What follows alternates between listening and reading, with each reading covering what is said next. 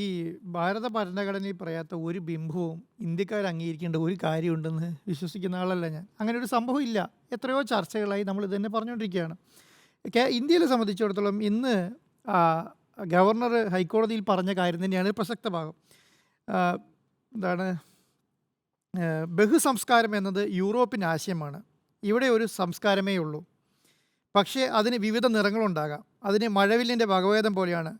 മതത്തിൽ കേന്ദ്രീകരിക്കുമ്പോഴാണ് ഭിന്നതയുണ്ടാകുന്നതായി തോന്നുന്നത്. ധർമ്മത്തിൽ വിശ്വസിക്കുന്നതാണെങ്കിൽ എല്ലാം ഒന്നാണ്. അപ്പം ഈ മതത്തിൽ കേന്ദ്രീകരിക്കുമ്പോഴാണ് ഭിന്നത ഉണ്ടാകുന്നത് അവർ തന്നെ സ്വന്തം പറഞ്ഞാൽ മതി. വേറെ ആരോട് പറയാനാണ്? ഏത് ധർമ്മത്തിൽ വിശ്വസിക്കണമെന്നാണ് പറയുന്നത്? ഹിന്ദു ധർമ്മത്തിലോ?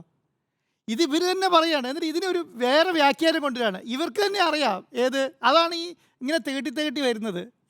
മതമാണ് പ്രശ്നം, മതമാണ് പ്രശ്നം.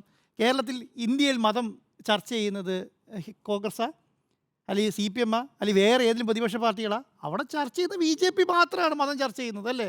മതത്തിൻ്റെ അടിസ്ഥാനത്തിൽ കയറി വരണം, അമ്പലങ്ങൾ പണിയണം, ക്ഷേത്രങ്ങൾ പണിയണം, വലിയ രീതിയിൽ പ്ലാനുകൾ ഉണ്ടാകണം, ഇന്ത്യ മതരാഷ്ട്രമായി മാറണം, ഹിന്ദുത്വ രാഷ്ട്രമായിരിക്കണം, 2025 അല്ല 2035 ആകുമ്പോഴത്തേക്കും ലോകത്തെ ഏറ്റവും വലിയ ഹിന്ദു രാഷ്ട്രമായി ഇന്ത്യ മാറണം. ഇതൊക്കെ പറയുന്നത് ആരാ? ഇവരൊക്കെ തന്നെയാണിത് പറയുന്നത്.